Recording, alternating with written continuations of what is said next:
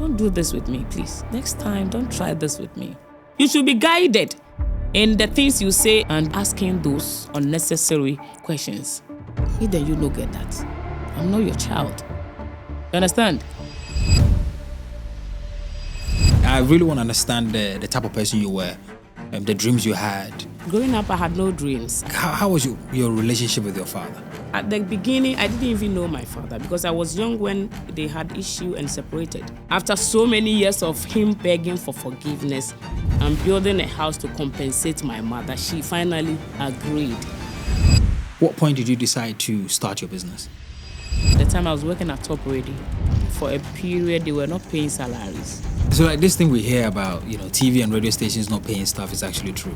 Yeah, some people go through that. But we had to survive. So that was when the idea of producing Ohema Woyeje Sheto came in. In your book, you mentioned that the book has been dedicated to a few people, but one of them is to women and everyone learning to live beyond opinions. Right. Why women specifically? Because a lot of women, they feel that they are lacking one or two elements before they can fully connect with their identity. I know I am very beautiful. What I have is priceless. Mine, you can't buy.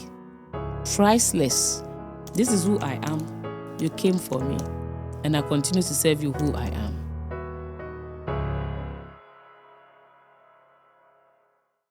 You're welcome to Konnected Minds Podcast. My name is Derrick Abaitey.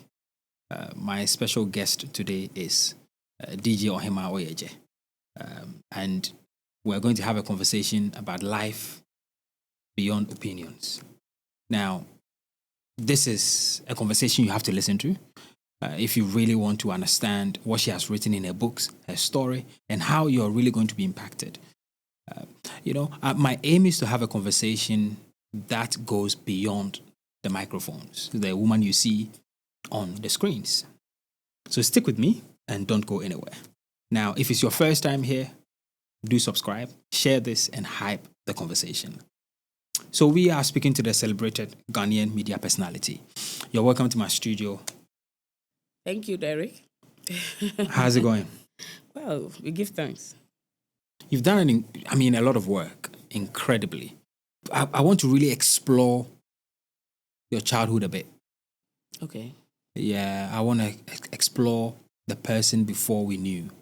So talk to me. Where did you grow up? How did you grow up as well? I'm the only female child. We are 7 in all. I am the third born in Sunyane. I grew up in Kumasi. We left Sunyane somewhere 96 to Kumasi. Yes, and I completed Konfanoche International School in Kumasi, 99. Attended Sunyane Secondary School. Completed in 2002. I was at the boarding house because I lived in Kumasi and was schooling in Sunyane because I was born there, so obviously my hood. Yeah, so after secondary school, I started working. So I worked with an investment company as a sales executive. I made some small monies. So whilst working, my senior brother called my attention that there was a training program for media professionals. It was the first of its kind, so I was part of the pioneers. So my bro paid my fees, and I went together with him. Immediately after completion, I secured a job with an appointment letter at Nkoso Radio. It was a new station. So many people have come with their HND degrees and all that, but I was only having my secondary school certificate and then the professional media training. The school was organized by the late retired director of Ghana Broadcasting Corporation, the Grandmaster, Godwin Avenogo, and Kojo Akalkwateng. You've already taken us into your radio journey already. Yes. But I want to stay in your childhood, right? I really want to understand the type of person you were, the dreams you had, the feeling behind, some of the things that went on when you were a child. Did I have dreams? Well, I grew up in the Zongo. When we were in Sunyane, we stayed in Sunyane Zongo, closer to the regional hospital. And so from a mixed ethnics around at the time, we lived surrounded by Fulanis, Wangaras, Zamramas, Moshis, Dagombes, right. Gans, the Bonos were all mixed. And that's how come I even speak different languages, because I grew up in that setting, like that kind of environment. So, but my mom, a staunch Jehovah's Witness, would not allow you to mingle too much. It doesn't matter you live in the Zongo, but we were so, like, my mom was very disciplined woman. She restricts your movements. I'm the only girl, but not even my brothers would have the chance to mess around with people. Very clean. She was so particular about us. At the time, it was my mom and my dad had some small issues, so it was a single parent at the time. But years later, my father came to apologize and had her back. And that's how come my father built a house in Kumasi and brought us, the whole family, my mom and all of us, to come and live in Kumasi. So beginning was like a single mother who is doing everything to take care of you, be in good schools, you go to church. I mean, when I say church, Jehovah's Witnesses don't say church, they say studies. So you attend the congregation, you attend every service 3 times in a week. You know, you even take assignment, you go on stage to do your assignment, you go out to preach and all of that. So that's the kind of training that I had. Yeah. But because also I grew up in the Zongo, you cannot cheat me. I will not agree. You are tough. You understand? And I had no sister. So it's always been the boys kind of life. I wear big trousers, I wear boots. Is that what we would call a tomboy thing? Right. Yes, that's how I grew up. If you asked of dreams, I had no dreams. Growing up, I had no dreams. I was the very calm type in school, but you cannot cheat me also, like I mentioned. And, you know, it was only when I got to the senior secondary school and I went to the boarding house that I went deeper into entertainment, because I loved music badly. You would read book and I'll be reading lyrics. You read books, I'll be reading the songs I'm going to perform at entertainment. But I wasn't a bad student. No. But like, how was your relationship with your father?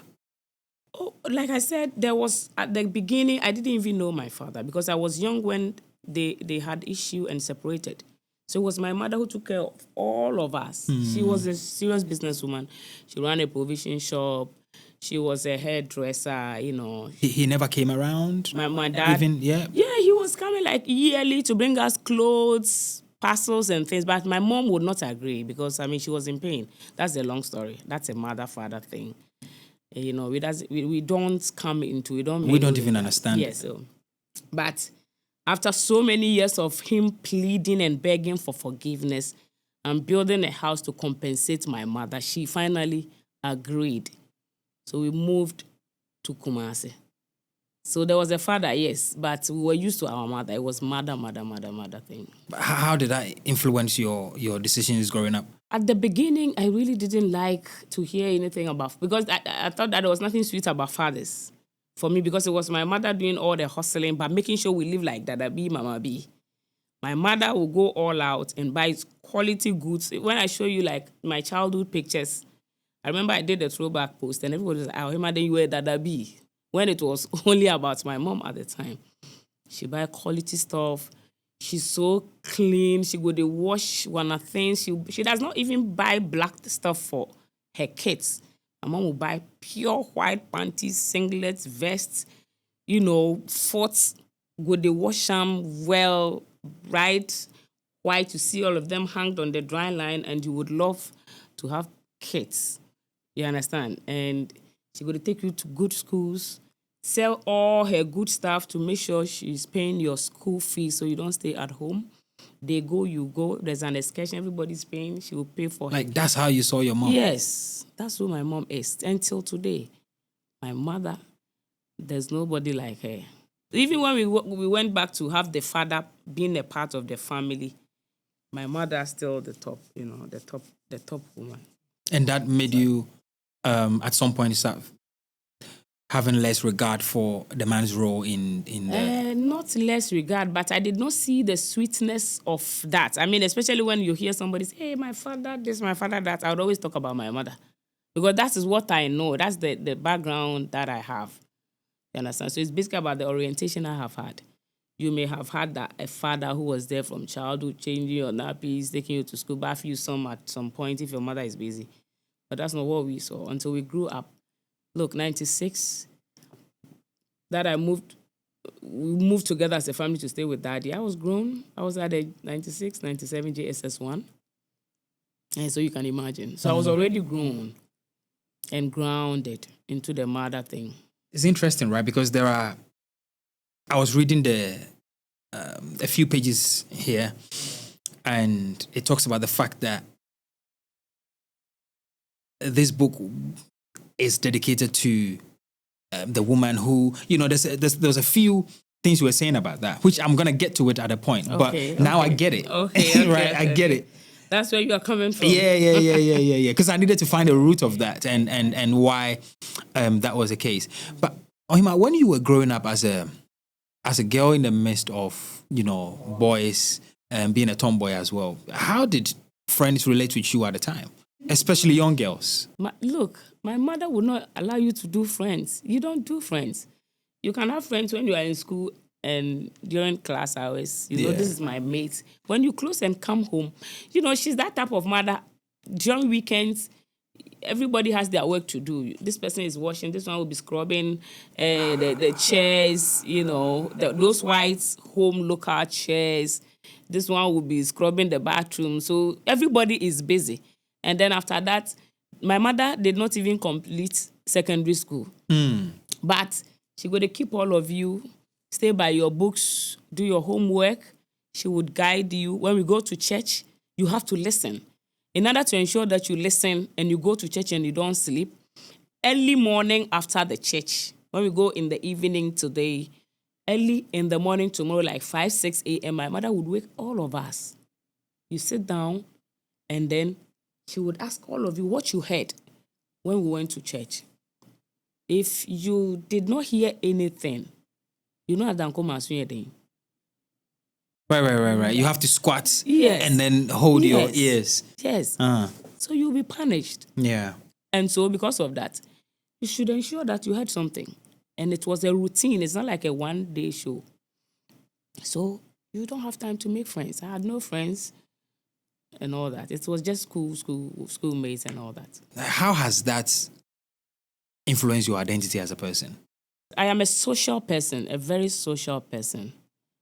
Even though I am reserved, I am social.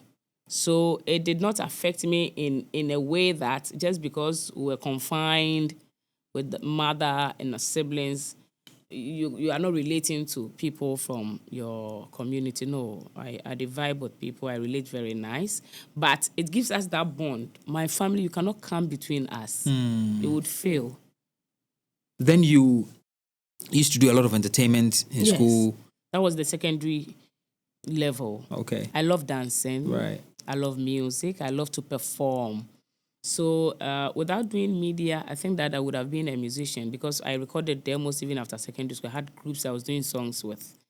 So I love music. And mom was okay with that? I was at the boarding house. So she never got to know at the time? No, I think that's only after secondary school that once a while I go to the club to dance. You know what? People have different perception and understanding. But, I completed secondary school before I broke my virginity. But you will see me on stage, you will see me wear baggy. I would even clap. I see nothing wrong with it. It is something that I love to do. But I wasn't neither was I into women. Sometimes people assume that because you are Tom or you are not doing boy, then you do the other. No, none of them. But this is who I am. I loved entertainment. So today, as a DJ, I know music. I didn't struggle when I learned how to play music.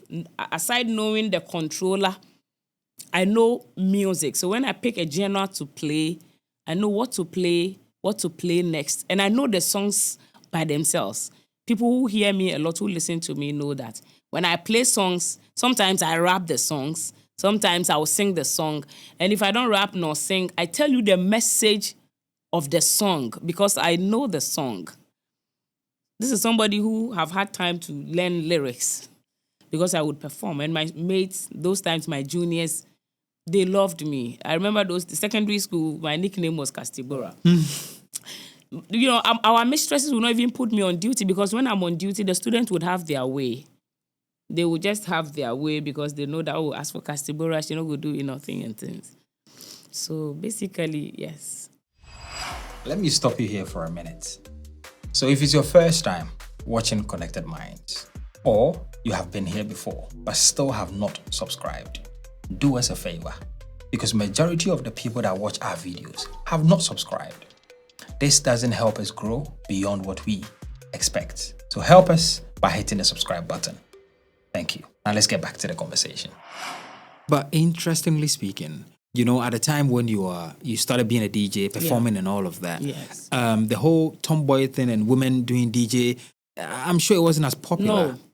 Right? So how did you deal with that? So honestly, when I started radio, I did not start as a DJ. Even though the program I attended, I learned everything. I learned news writing, so I'm a good writer. I've reported news for so many years, and that's how come I'm able to even write a book. So I write news. I read news. I present news in English, and I have presented news in Chi for years. I started as a sales executive. I mentioned it earlier. Yeah. So I know how to do sales. I'll come to you, tell you why you need to advertise your business, give you the rate card, break it down, negotiate well on your behalf. And if you are ready for the voice, I do the voice for you, unless you want a different voice. And yes, so even that's how I started radio. It was the sales, the voiceovers. Before I switched to the news, moved to the entertainment. I was part of the morning show, newspaper review. Before the mid-morning slots came and they fixed me there. Anywhere you put me, I excel. So you leave me there. So it wasn't even too good. If you are not there and they ask me to come and sit in for your show, you may not be happy because of the feedback. Yeah, Ohema, I just want to really explore this a bit, right? Okay. Coming from a Jehovah's Witness home. Yes. And coming out as a DJ. Yes. A female DJ. Yes. How did you deal with that? You're right, because Jehovah's Witnesses also have a lot of quotes that they deal with. And so because of that, honestly, my mom baptized my mother's grandparents, that's my great-grandparents, were Jehovah's Witnesses. I know how strict their rules are. I wasn't doing bad stuff that should stop me from being baptized. But I decided not to get baptized. I learned everything, all the books that after that book, you go into baptism. You go for the baptism. But after doing that, I still decided that I am one of the Jehovah's Witnesses. I would attend services, all right, and all that, but I will not baptize. Until recently that they have reviewed some of these restrictions, the least thing they would, they would have issue with you. So because of that, I said no. You see, I am one person that when I was at a secondary school, if it's I was born on 24th December. I love parties, especially when it's my birthday. And I was celebrating birthday parties. Jehovah's Witnesses don't celebrate birthday, but I celebrated birthday. I was still attending my services and all that, attending studies and doing what I have to do. Even when you were younger? Yes. From age 18, I started these annual birthday parties from the age of 18, right after. How did you face your family on these conversations? Because, you see, I worship God. I read the Bible. Yeah.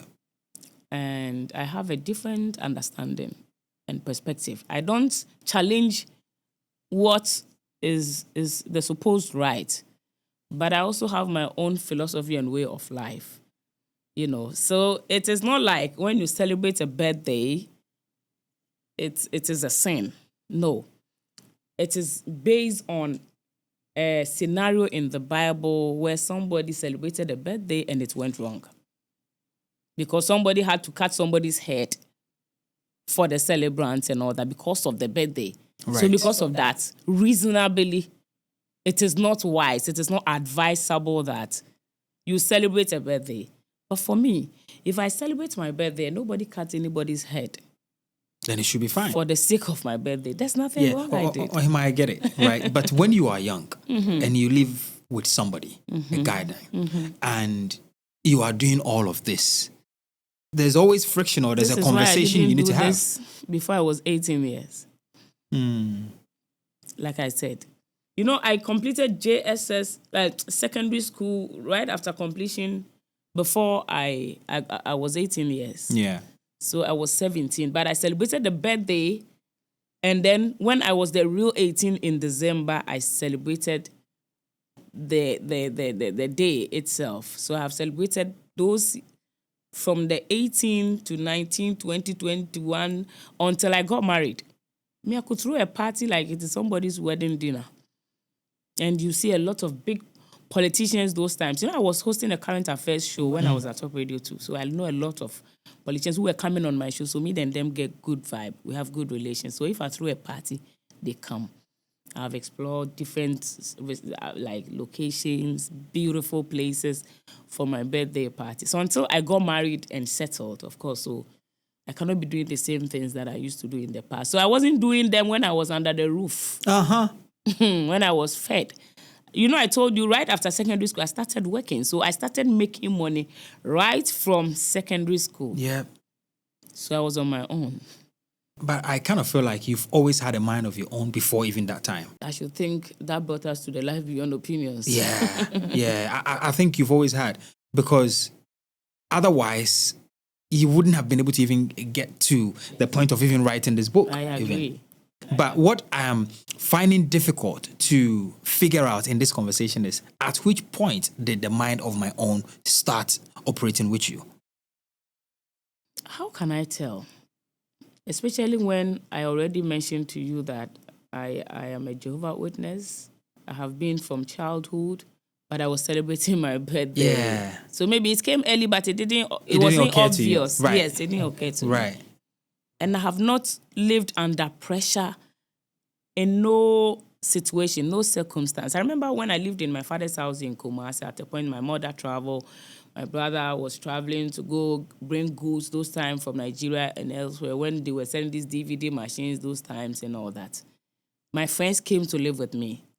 I mean, no, if I keep 5 clothes and the 5 clothes are what pleases me, I didn't bother if you would have 1 billion clothes.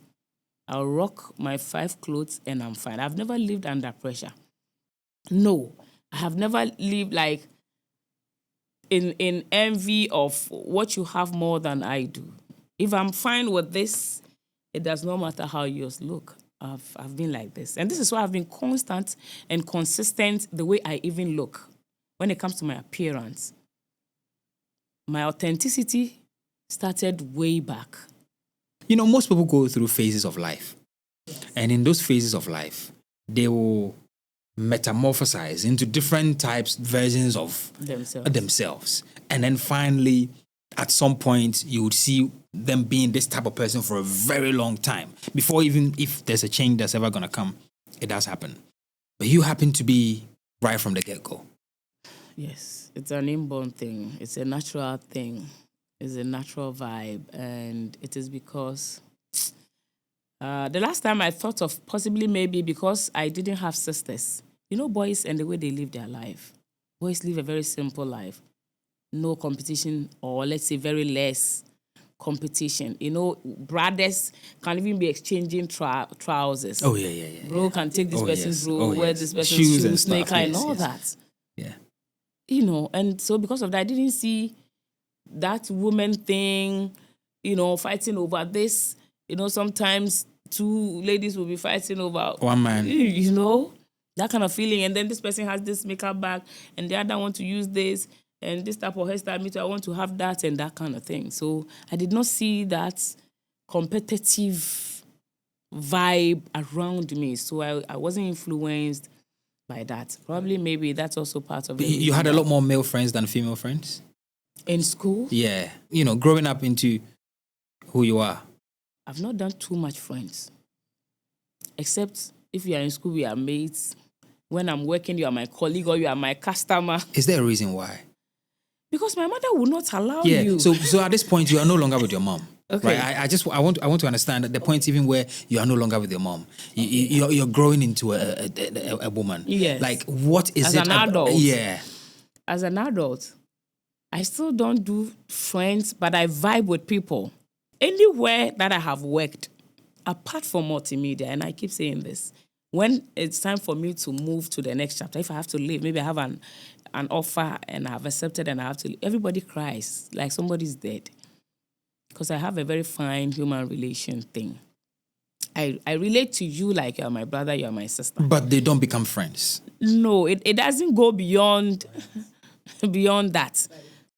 You see, so some people assumed and they made claims, which I understand on social media, that Ohema, blah, blah, blah. But the way I would relate to you as an industry, like colleague, like I mentioned earlier, we are members. We are doing the same work. So as industry people, the musicians, they work with you. Because anytime they release a song, they will send you an email. They will call you and say, Ohemaa Woyeje, I have a new song. Help me push. I need an interview. Kindly fix for me. And as colleagues, sometimes we meet at events, awards program. You have a program, you're inviting me. I have a program, I invite you. But it ends there. When you say somebody is your friend, the person knows the inside of you. Right. So maybe it is the classification and the interpretation that is a problem. But yeah, I also, there's a research I read some time ago that people who don't have a lot of friends appear to be a bit more confident than the people who have a lot more friends, right? And there's also another school of thought that says that it could also mean that, there's something you are protecting, right? So it's not which one is right or which one it is, but it's just a matter of what works for you and how you have decided to live your life. Well, for me, I have done that to avoid troubles. So there will be no issue that comes up. Even, you see, it is not just where I work and the industry and all of that. Everywhere I have lived. You know that apart from me and you having this conversation, Derrick, I could live with you at a place for like years and I wouldn't know your name. Like I'm so focused on what matters to me. Which is what?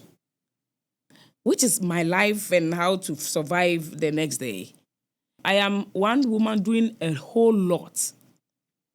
So, look, I am a student. I run my business. Under one business, there are units. I run a bar. There's a restaurant. I sell fugu. I deal in fugu smokes. Yeah. I produce, Sheto. supply Ohema Woyeje Sheto. Yeah. And I have workers working. You have to manage. I have clients and shops I supply to. I pick orders. The different numbers that I have, some of them is at the shop, some of them are at the shop. And there are others with me that I speak to my customers who call in with their orders. I'm writing a book, working on the book, reviewing, thinking. One idea comes, I have to go and make a change at chapter 1, chapter 2, chapter 3. I have to read over again. Okay, when we went to do the layout, they made a mistake. They who made that mistake would never notice. But I, the writer of the book, should be able to notice. I have to quickly go through, be able to identify a mistake because I didn't give to any outside proofreader. So the finishing of the book. So I have to be doing all this by myself. I have kids. My daughters, especially the second born, she love attention. She love attention. When she says it is you that should do this for me, nothing would stop her from having that. It is you. Do you understand? And I'm doing all this, and you think that I can make time and be checking what somebody is wearing and be having friends. The moment you have friends, when you have an issue, when you have a problem, you'll be compelled to confine in that friend. But humans, we switch at different times. So, for the fact that I cannot trust anybody, because we are friends today, tomorrow we will not be friends, means that I don't need the friend in the first place. I need a colleague. I need a mate. I need this person, me, they go the same church. I need that neighbor. So that one day, if I know day and something is happening, the person will say, "Oh, Ohema is a nice person." When she sees me, she greets me. But she's not like, when I say friends, it goes beyond what people see as, oh, they sat here and the last time they were sleeping together, they were drinking together, they were laughing together, they were at the party. No.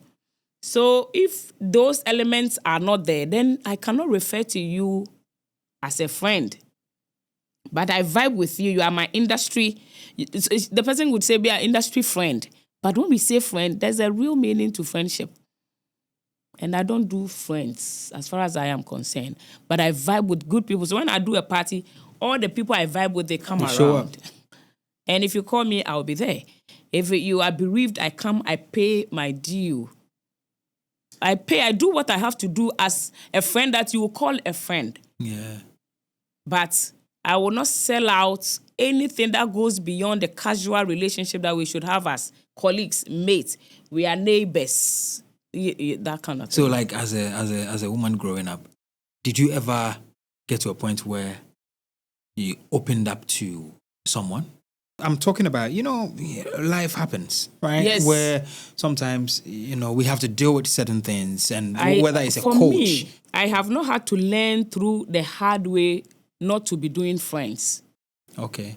I have not experienced it because I didn't even allow it to happen in the first place. There are stages I have grown from one phase to the other, and that is social media and their bullies. As for that, I've been a human being before that felt one or two way that, this one is not sitting well. But I had a family who advised me and all that. And over time, I understood people's frustration, why they would come and bully you. And so because of that, now I've grown here. But when it comes to friendship, like you asked, I have never had a previous friend whom I confide in and later the person blew me out. And out of that, I learned, and that is why today I don't do friends. No. For friendship, I have no such record in the past. No, I don't. But let's say you're going through something in your life and you need to open up to somebody, either for advice, for counseling. You've done something like that before? You see what I said earlier? If I need anybody to confide in, I will do so with my brothers. Okay. Possibly because of them, that's why I don't do friends. Because I can trust them more than I'll go outside. A coach, a counselor, nothing like that? Even before marriage, went through one or two sessions with this counselor, Amos Kevin. And it was just 1-2 meetings. And then why? My husband was my husband lives in abroad. Yeah, my husband is a European citizen. And we spoke on the phone and that was it. But you see, I've trained myself well. And my mother has trained us very well.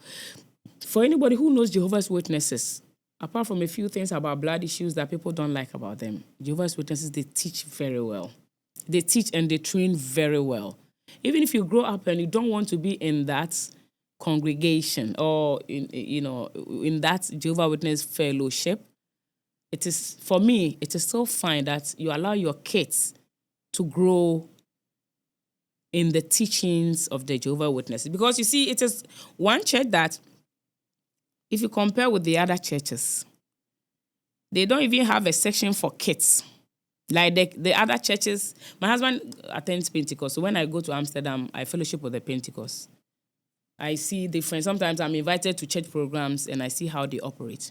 But Jehovah's Witnesses, mother, father, children, all one session. All together. When you come, you are here, your husband is by you. Unless your husband has an assignment to do there. If there's no task, it doesn't matter. Your husband is the elder, whoever has this title, whatever. There's no special front seat for. You understand? Yeah. So you sit as a family. When you come, you attend the service. Okay. Yes, so you can guide. If your child is messing up, your mother can quickly, the father can, but they listen and they partake. During studies, discussion and all that, the kids they do partake.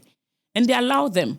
When they ask questions from the text that you have read, from the Watchtower, the other books that we study, the kids can raise the answer. So you are a child, but you are like an adult. Right. Because you're having the teaching already. And it allows you to express your curiosity as well. Yes. So the teaching is solid. I have people who have left, but they always say this. And it guides you, it helps you to learn how to talk. I've done radio for over 20 years. Apart from the fact that I did the training, I've never goofed for any organization or individual to sue me at the court. But there are a lot of people facing court issues because of one thing or the other that they said that they were not guided. The kingdom teaches you well. For me, I would always say it.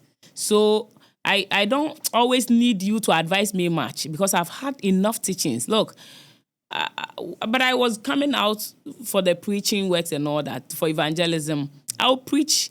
I can read the Bible. Like if I have to read in Tree, you will clap for me. If I read in English, you will love it. I'll read. I will explain. And if I have questions, you'll be able to answer my questions. So I may be young, but I have had that height of intelligence because of the guidance and the teachings from where I'm coming from. So I would not always come for advice. And you see, I was younger. I've done this work for over 20 years.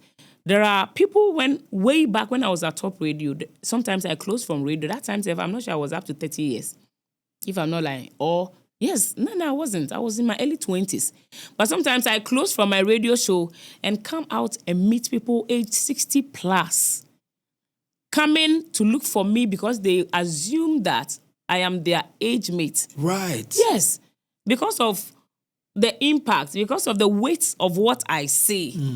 And this is because of what I have learned growing up. So people rather come to me for advice. People who are older than me come to me for advice. It doesn't mean I'm a perfect person. Sometimes knowing is different from doing itself also. So this is not a pride or anything, but it is because of the teaching and how helpful it has been. When you were asking if I don't go out there seeking for advice and all of that, if I have any challenge, I ask my mother. She's there. My brothers are there. If I'm confronted with any difficulty, it is always my family. Me, I rely on my family a lot. Right. So I don't go outside there seeking for anybody's opinion and their advice. I mean, we're going to get there with the opinions stuff. There was one interview where you said that you'd rather choose your health and family over career at some point. I think there was a switch when you were switching from one media company. I think you left one of the media companies. There was an interview that I watched where you said that you would rather choose your health and family over career. Okay, that was because I was pregnant at the time that I was frustrated to live. That was when I left multimedia. I was pregnant. I was carrying my baby in the first trimester, my first child, and I was frustrated. My contract was frustrated. Right. My job was taken from me. So automatically, when my doctors advised that this was not healthy for the unborn child and myself, and I explained to every person who mattered at the station and they didn't do about it, I had to choose my life, my health, and the safety of the unborn child over the career.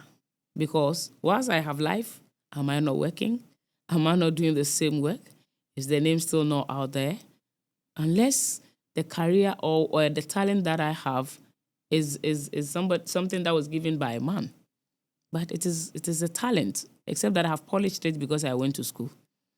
But it's God-given. So if I lose one job, as long as I have my talent, I will survive, and I'm surviving. So if you saw it anywhere or you heard me saying it anywhere, it's because of that. I had to choose my life first. You transitioned, to do all this business stuff. Right. It really just got me thinking when you said that, it gets to a point where sometimes you have to work because you need the money, right? Yes. Sometimes too, you can work, make certain decisions, and you don't have to work because when you don't work, your business would give you money. Right. So then you can have time to do some of the things that you love to do. So, what point did you decide to start your business? Okay, so I started, especially the Sheto is my mother business. That's the first business I started on the flip side before adding all others. I started this after my diploma program at the University of Ghana, Legon. The time I was working at Top Radio. The station had financial difficulties. And so because of that, at some point, for a period, they were not paying salaries. But radio has been my passion, apart from the fact that I should be paid for what I do. It is something that I love doing. So I decided not to leave. So my mother gave me the idea, why don't I do this? So the idea even came from my mom. So we made Sheto at home. At the time, I had some helper, like, I don't like calling people housemaid, whatever that it is, yes. Her name Martha. And so, yes, so we started together, like in small amounts. We took it to the office, everybody loved it. And then the next time we expanded it. And then it was working well. I gave it, people knew me because of the work I do in my brand. So any station that I spoke with at the time, the managers, the Shell, Total, Goil, they listen to my show. When I speak to them, they are more than ready to have me supply their shops. So then quickly I worked on having the FDA through the standard boards and everything. So after all was set, I started supplying. I even started selling at Top Radio. And at that time, my bosses loved me so much because I work well. Even when I was doing presentation, I was still bringing revenue. I had a lot of adverts that I brought, So actively they said, oh, why not? So they were running free adverts for me on radio, at Top Radio. Free. So the business started rising like that. They were not paying me. And this is how they could support me. Right. Until they settled later and then they resumed paying salaries. We had to survive. So that was when the idea of producing Ohema Woyeje came, and I've been doing that till now. So like this thing we hear about, TV and radio stations not paying staff is actually true. Yeah, some people go through that. But when I moved from Kumasi to Accra, Top Radio was the first station that had me. And those times they were in those crises. They were in crisis. They can't pay. So if you want to do. If you don't want to do, leave. One thing that helped me was that time I did a lot of voiceovers. My voice, especially with the tree thing, gosh. So I had a lot of commercials. It's not like today that they have banned alcohol and all those adverts during peak times until late evening and all. So we had a lot of these drinks, blah, blah, blah, advert, this school wants an advert, this, So I was okay, even though I wasn't paid. I was getting money from voiceovers. I was getting money from gigs, MCs. We are going to MC an event in Co. Somebody has an event and will call me to organize everything. The person says, I need a match today. I need this artist. I would call, negotiate, take the money, pay them. We go to Co. I MC the program, take my money. That time I was driving some small golf. I drive back.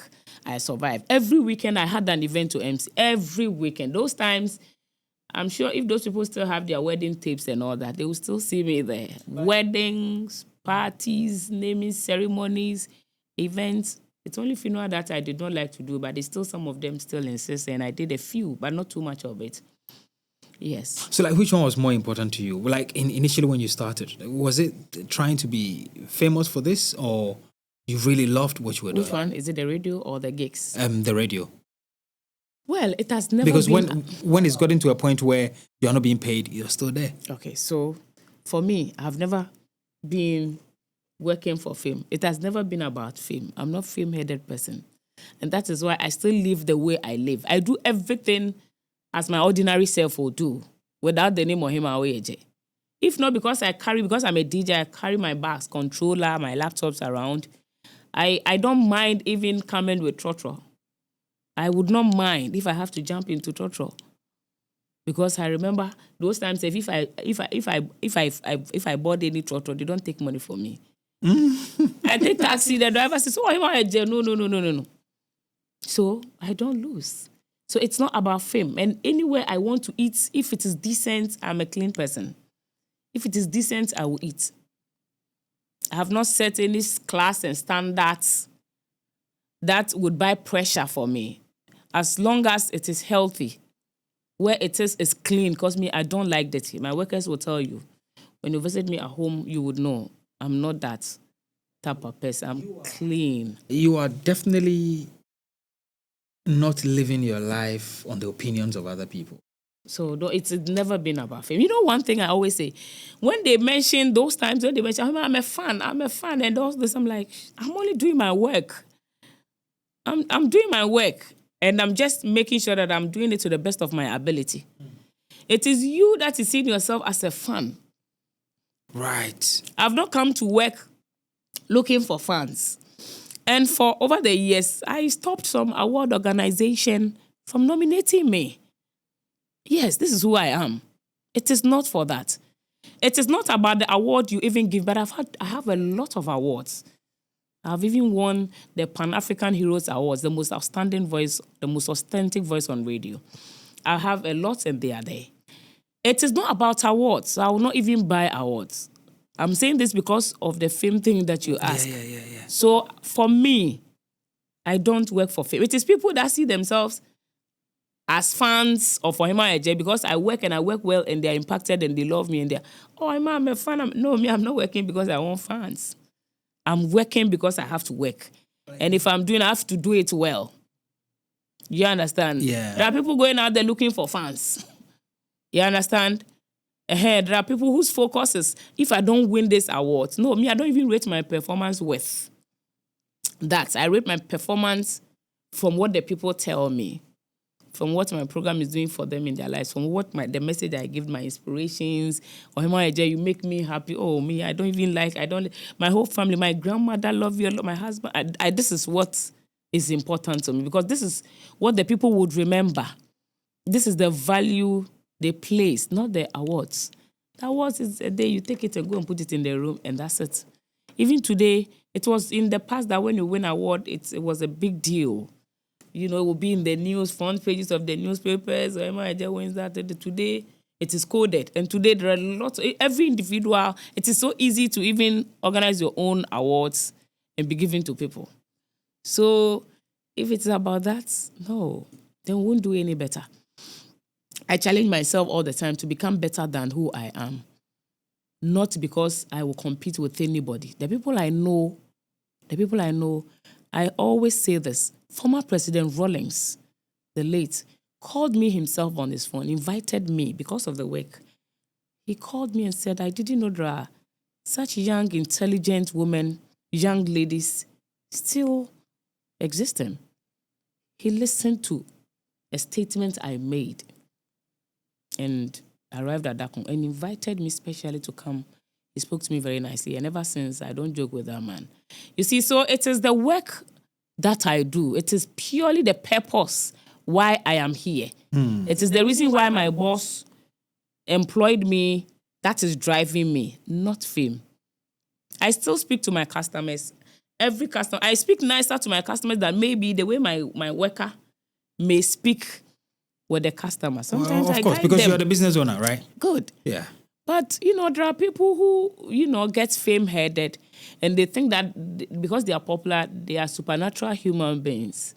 So sometimes people call themselves, they know they mind them. You call them, they text, they don't go mind them.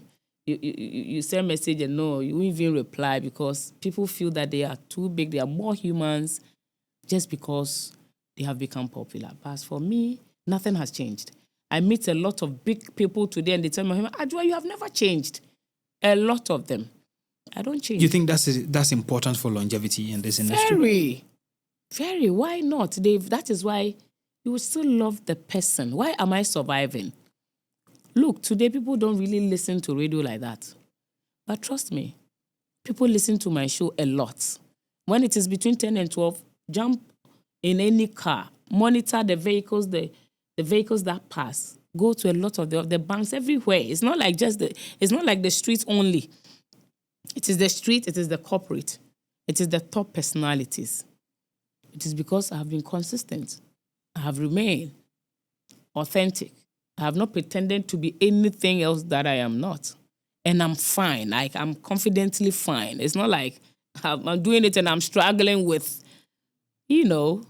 So it is good. Sometimes you see certain things in the media or comments or videos that people make about you, like how do you deal with that? Okay. Like I mentioned earlier, I don't make time for anything that drains my energy. I am too busy to have time going to check those videos. But I have heard, like you have just said it, I have heard. Sometimes I hear people telling me, Ohemaa, there's this person insulting you and that person saying that about you and all of that. Or even under your comments. Under my post. My post is so clean. You won't joke under my post. Hey, my page is clean. I have time. I see. Yes. Under my post, you can mess up anywhere because I won't come there. So that is your yard. I mean, that is where you have authority. People who settle for those things would come there. My page is so clean. When you come, you get deleted and blocked. I won't even come and respond and then it will be a trend. It will build some. Nay, you don't even deserve my attention. So you won't have a word from me, delete and block. You won't come to my page again. So my page is clean. The people who are there, they are humans. They are discerning people.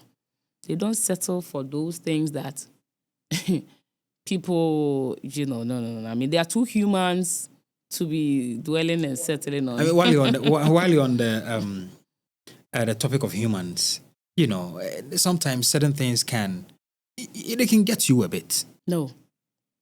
How do they get me when I'm not seeing those? When you send me the link, I'll delete it and I'll tell you next time, don't send me. Those are, excuse my language, trash. I see. Why do I spend my energy watching trash? When I could be watching Derrick, if you are doing something positive, I should be watching those and I'll go and be watching trash. Nay, it is not good for you. You see, even in my book, I've addressed that. You don't have to feed negative energy. Don't pay attention to it. Because like you mentioned, no matter how tough you are still human. And if you spend time there, one or two things will sit on your mind and you may get bothered. So I don't even see. I won't see. I will not click to hear what you said. I won't hear. So it is between you who said it and the person who have time for such content that sees it. So it becomes your burden. You think you have affected me, but it did not even get to me. It is between you and your customer. So yeah, I'm fine. Like I'm fine because I don't watch. I don't listen. You see, I told you that I could stay with you for a long time and would not know your name. That's who I am. It is natural. My brothers would tell you, I don't have that time, man. In your book, on the dedication page, yes, you mentioned that essentially the book has been dedicated to a few people, but one of them is to women and everyone learning to live beyond opinions. Right. Why women specifically? Because my fellow sisters, mothers, daughters are struggling. Most of them are struggling with their identity. So they are under pressure. A lot of women are dying for validation. A lot of people are dying. Some are going under serious risk because they feel that they are lacking one or two elements before they can fully connect with their identity. So this works for women. There are men also going through that. It's for everybody. It's a book for everybody, but women especially because the pressure. The highlights on social media is buying for women is way too much. People are showing their highlights and behind the scenes, they themselves, they don't even love what they see about themselves. The packaging looks very fine on social media, but when they go back home and they take off their clothes and all the additions and they watch their raw self, they themselves are not pleased with what they see. Sometimes, even after going through all that, people still mock at you. So they'll pretend and pose like they like it. But when they come back to themselves, they know that they are exhausted emotionally. They are not happy. Because even when they thought that would be a perfect thing for them, they now realize that you can never get to perfection. So you should love who you are, connect with your own identity. People will connect with you. When people come to know that, you know that sometimes there are professional photographers who like, Ohema, please, I want to do a shoot for you and things. I don't have time that much. I do most pictures with my phone. when I take a picture, they have time to edit all those things. And I use my phone to take a picture and post. Until recently that they have been using the algorithms to change things. My raw camera picture would have 11,000 likes, 12,000 likes, and the one you edited would have less than the original because people have identified with my originality. So they love my original self than anything that's and that's it. So over time, when you allow yourself to remain authentic, the people will identify with that and you would have genuine love. Now, they don't like you because of what you are trying to use to impress. They love you for you. So even when you try to do the other things, they say, this is not what we know you for. So we don't want this. We want the original you. I hear a lot of men, when they come on my show, they are commenting on people, I want my wife to be like you. You know, people can't own themselves. People are struggling. Everybody thinks that I'm left with this small. No. Why did God make me black? I should have been fair. Fair is nicer. So because of that, you'll be struggling to be fair. Somebody is fair and sees that, the melanin is better because when you have a cut, you survive, you heal and all that. But so that person is also envying iron that they wish that they have your brown color. But people don't know this. So knowing who you are, becoming aware of your person, self-awareness, knowing who you are, then accepting who you are. Now, you are back to human being. Now you get connected to yourself because you are fine. You are perfectly fine. Before people created their standards, before anybody came out, there are people who can eat like a very full bowl of food and they will still have a flat tummy. Yeah. Somebody will drink just water and the tummy will shoot. That's you. That's your nature. And then you allow somebody who, because they eat and their tummy does not come, tell you that flat tummy is the best. Maybe the person even wish that if they eat, they also have this tummy come out. But the moment they begin to convince you that because my stomach is not pushing here, for it to be visible, I am the best and it is the most beautiful thing, and you fall for it. Now you struggle. Because of them, now you will not even eat when you attend parties. When you come out and you have to eat, when you eat, your stomach will shoot out. So, no, then I will not eat. It will not look fine in the dress. Now you are not living as a human being. You are disconnected. You have been influenced to believe that you need somebody else's validation. You have allowed yourself for somebody to convince you that you have to look like them. When naturally, it should even be a weakness. Because you eat the things you shoot. When you pack things into fertilizer bag, don't they stand? Don't they stand? No, good. So that person should rather see this as a deformity or a weakness. But you see that because the person has this intact thing, is able to convince you. Now, your natural eating and showing that you have eaten has now become a weakness for you, and you want to look like the other person. So because of that, you are going for them to pull some fat from here to do this, and then you struggle. People are struggling, but all they need is this awareness. The moment you know, you relax, you have peace. It brings you total peace of mind. You walk with your chest. You're very confident because you know that you are very fine. Now, people's ignorant statement will not work on you because they themselves may need the education that you have now given yourself. So even when they tell you anything now, it doesn't bother you. Given the chance, you will school them.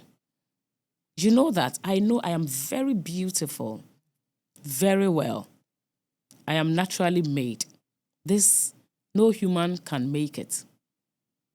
You understand? This is not sold. Anything that is sold, no matter how expensive, is still not it. What I have is priceless.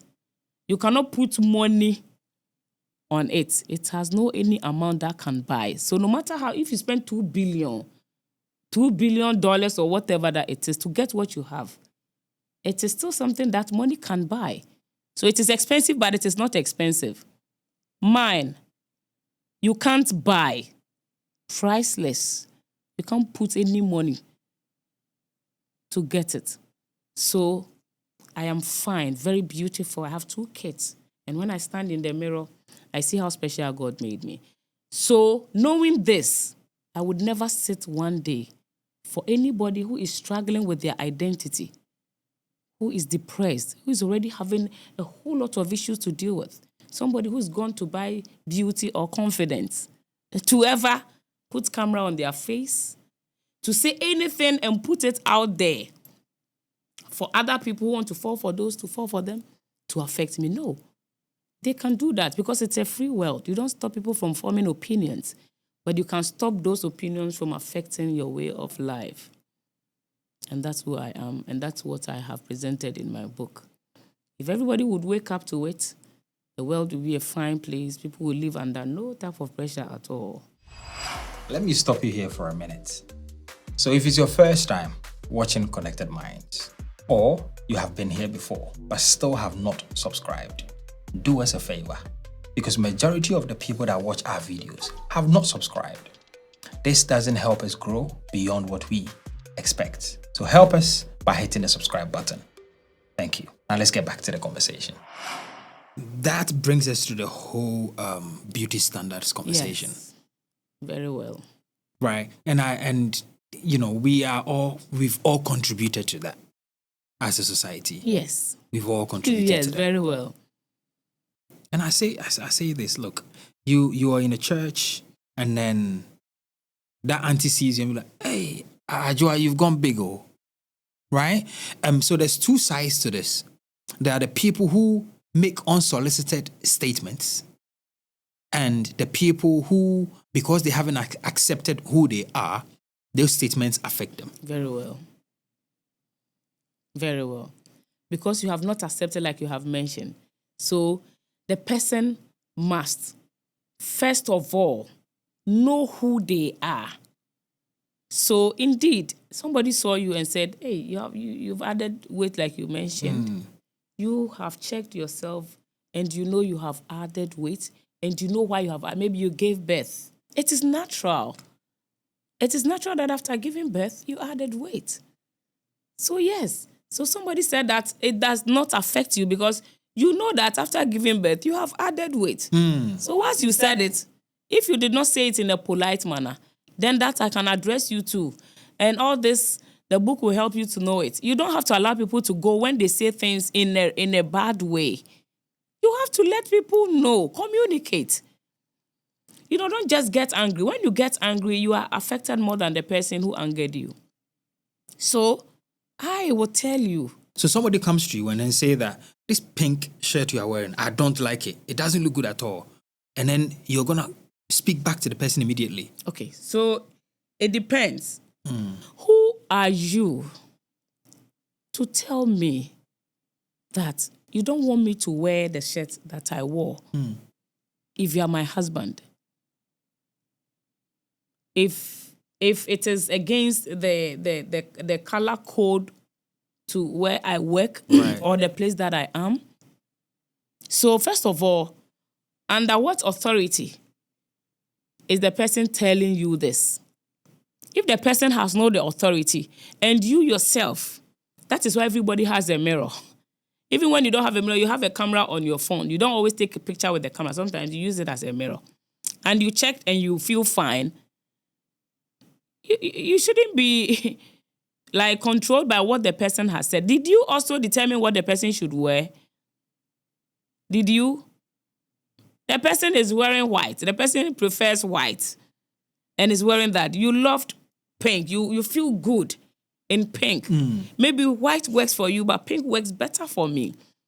Now, just because you wore white, you want me to wear white, it won't work. So first of all, I won't even give you the audacity to feel that powerful to come and tell me that this is what I should wear. Unless, like I mentioned, something demands that. You understand? Like, you are my boss, and at this place, you cannot wear this here. Then I have to succumb because you are my boss.